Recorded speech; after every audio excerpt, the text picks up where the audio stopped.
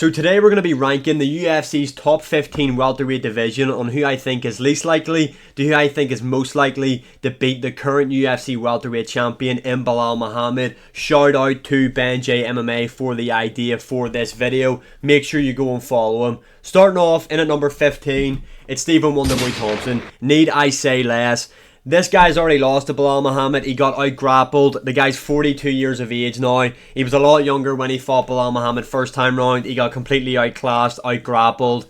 I am 100%, yes, 100% certain that Belal Muhammad would beat Stephen Wonderboy Thompson if they were to fight again. Belal Muhammad's grappling is just too much for Stephen Wonderboy Thompson, and he's not a one-shot knockout artist.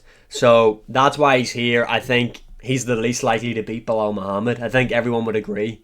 Moving on, in at number 14, Colby Covington. Like, a lot of people might not agree with this. Belal Muhammad is better everywhere than Colby Covington. You know, we're starting to realise now, as the UFC welterweight division continues to move, that maybe Kamaru Usman, Colby Covington, you know, the two guys, the two fucking, what would I say, cardio kickbox wrestler guys that we were forced to believe were the best in the division. Maybe they're actually not. Maybe they actually weren't that good overall. But I think Belal, I have an itchy ear, give me 2 seconds. Like I said, Belal's better everywhere. He's a better striker. He's a better wrestler in terms of MMA wrestling, in my opinion. He's got better jiu-jitsu. Colby hasn't looked good in God knows how long. Genuinely, the guy hasn't looked good in ages.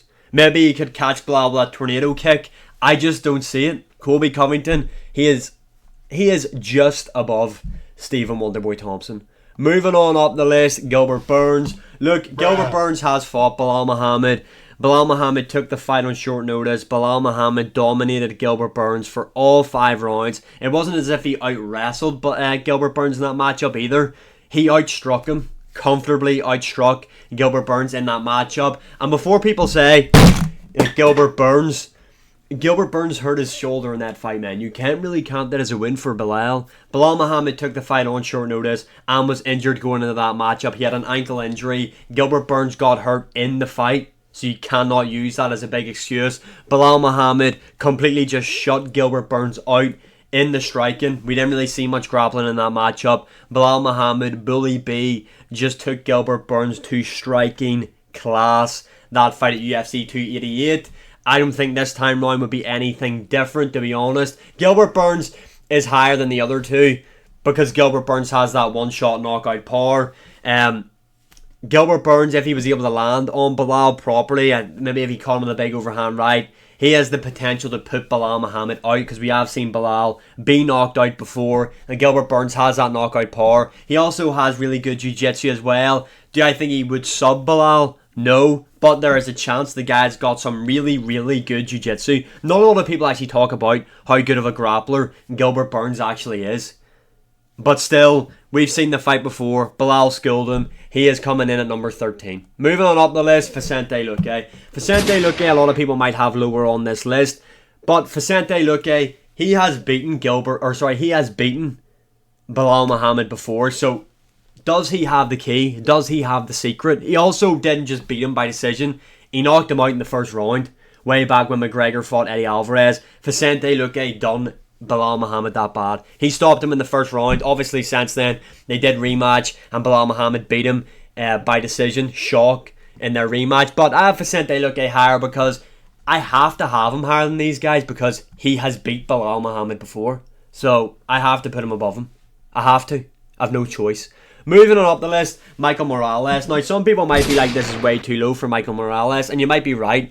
I just need to see more of him in there with really elite guys. Obviously, he is fighting Gilbert Burns at UFC 315. So that there, even though Gilbert Burns, in my opinion, is on his way out, and this might be Gilbert Burns' retirement fight, maybe. He might not want to retire in Canada, but this will show us the levels of Michael Morales, in my opinion. Obviously, he got a good win over Neil Magny, a good gatekeeper. But I just need to see more before I can put him higher on this list. He probably does deserve to be a lot higher on the list. The guy's 17-0 and has looked good in his fights. However, I need to see him in there with at least one elite guy And Gilbert Burns is that. He's a former title challenger. He gave Kamaru Usman a lot of problems in there. He beat up Tyron Woodley, top 3 welterweight of all time. List goes on and on. Obviously, Gilbert Burns, like I said, is near the end of his career. But he is still an elite fighter and will show us how good Michael Morales is. So for now, I have to have him here. Moving on up the list, we've got MVP. Now, a lot of people might be disagreeing on this, being like MVP's grappling is shit, and yous are 100% right. The guy got out-grappled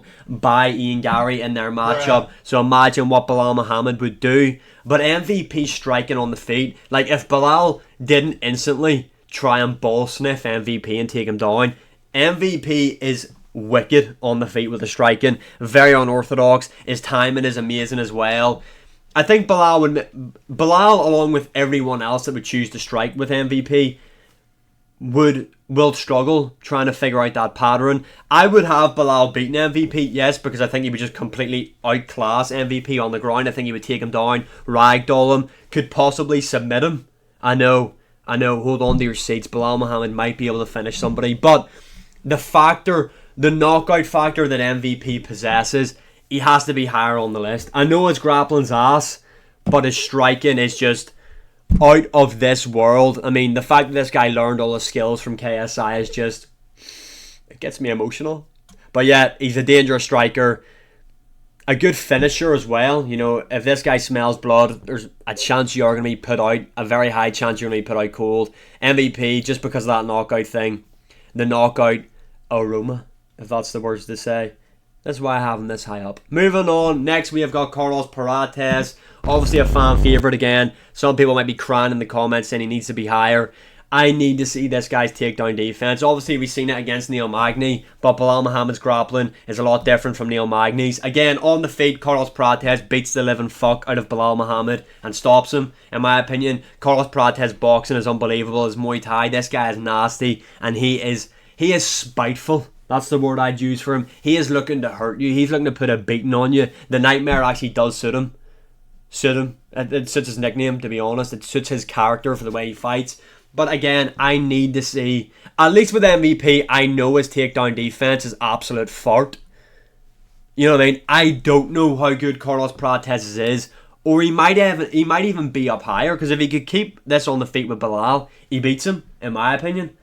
I don't think Belal Muhammad's striking is that bad. I think Belal is a good boxer. Throws a lot of volume, obviously. Looked good with his body kicks against Gilbert Burns. He done a good job in that Gilbert Burns fight of switching stances and stuff. Maybe he could give Carlos Prates different looks. And maybe Carlos Prates' striking in the Belal Muhammad matchup might go to dog shit because he's constantly worried about the takedown threat. But again, I need to see him in there with a high-level grappler. Can he defend takedowns? If he is taken down, what's his get-ups like? Stuff like that. That's why I have him here. Moving on up, we've got Jeff Neal. Again, people might be like, this is too high for Jeff Neal. Jeff Neal has beaten Belal Muhammad before. Jeff Neal has good takedown defense. His hands, look at the guy's name. Hands of steel. That's what Jeff Neal's rocking with. He's beat Belal before. Would I say he beats Belal this time round? No. But he's beat him before. He has to be on this list. He's got good takedown defense. He's powerful. He has to be here. He's more... You might say Carlos Prates should be above Jeff Neal, but Jeff Neal's beaten Belal Muhammad before, so that's why Jeff Neal is this high up. Next up, Kamaru Usman. Now, people might say this is too low for Kamaru Usman. We haven't seen the guy fight in 2 years. Now, don't get me wrong, in his last fight 2 years ago against Khamzat Chimaev in short notice up a weight class, the guy looked really good, but Kamaru Usman has been plagued with injuries for quite a while now. The guy's essentially fucked, like his body is kind of broken down, he's got no knees.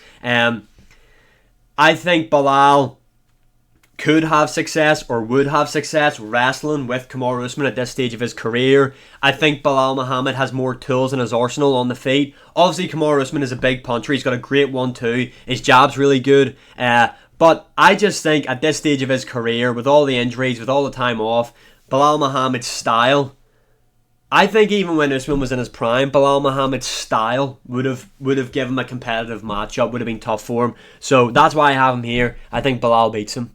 Next up, we've got Ian Gary. Now, people might be crying in the comments why I have Ian Gary above Kamaru Usman. It's just from what have you done for me lately? We've seen that with Ian Gary.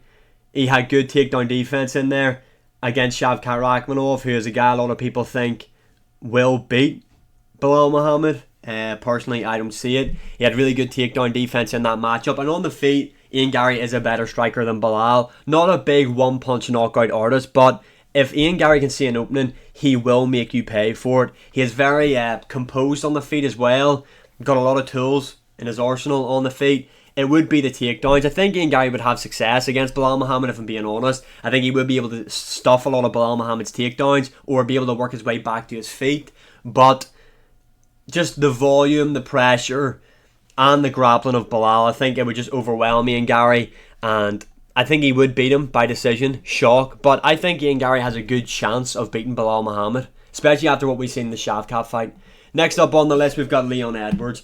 People, again, might be complaining. Leon Edwards, obviously a lot of people are shitting on the guy, including myself, because he looked fucking horrendous against Sean Brady. But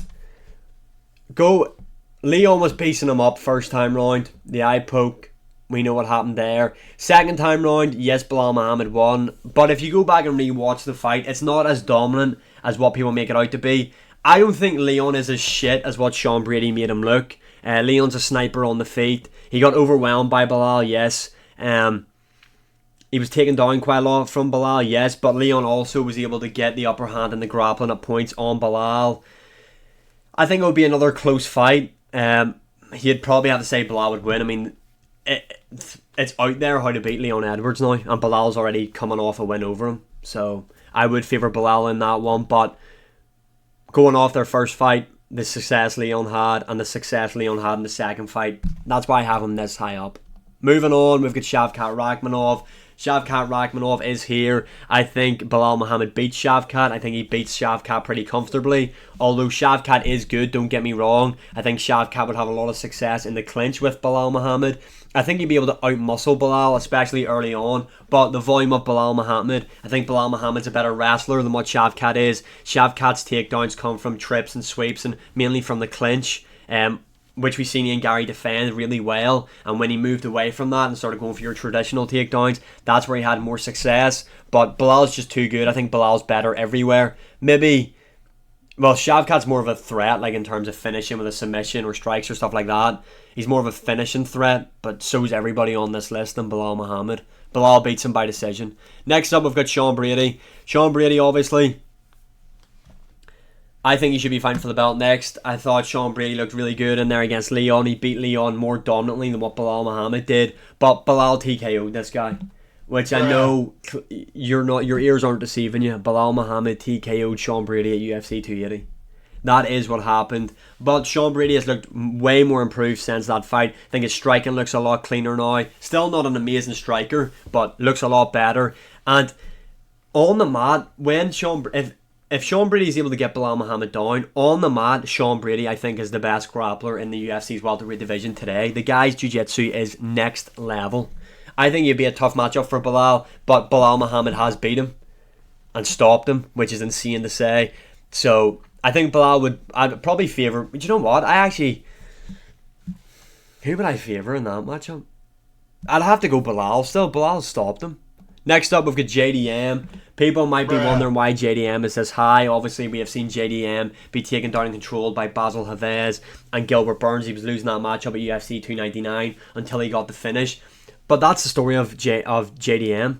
The guy's constantly looking for a finish. The guy's got really good takedown. He's got good takedown, not really good. He's got good takedown defense, but really good sprawls and get-ups. You know, JDM will constantly look to get back to his feet. He won't be like Leon when he's taken down and look to just hold him in his guard. JDM will constantly look to get back to his feet. And on the feet, JDM's boxing, I think, will overwhelm Belal Muhammad. But how this matchup goes, I actually am going to pick JDM to win it. I think it's 60-40 in favour of Belal, just because of the big wrestling threat. But I just envision JDM being able to get up and put it on Belal in the boxing exchanges when they're on the feet. But again, the favourite has to be Belal. I just for some reason think JDM is going to beat him. And the guy who definitely will beat Belal Muhammad is Joaquin Buckley. Now, people might disagree with me on this one. How can I be so confident? Joaquin Buckley is the dark horse of this division. This guy's got really good takedown defense. He's got good cardio. He would outmuscle Belal Muhammad in the clinch, which would also help him with stuff and takedowns. On the feet, He might not be as technical as a JDM and stuff like that, but he is explosive, he is powerful. I think Joaquin Buckley would knock out Belal Muhammad if they were to fight. So yeah, let me know what order would you have it in the comments below. Again, shout out to Benji MMA for the video idea. Make sure you go follow him. Who do you think is the most likely to beat Belal in the UFC's welterweight division? Like, share, subscribe, comment, all that good stuff, and I'll see you again in the next one.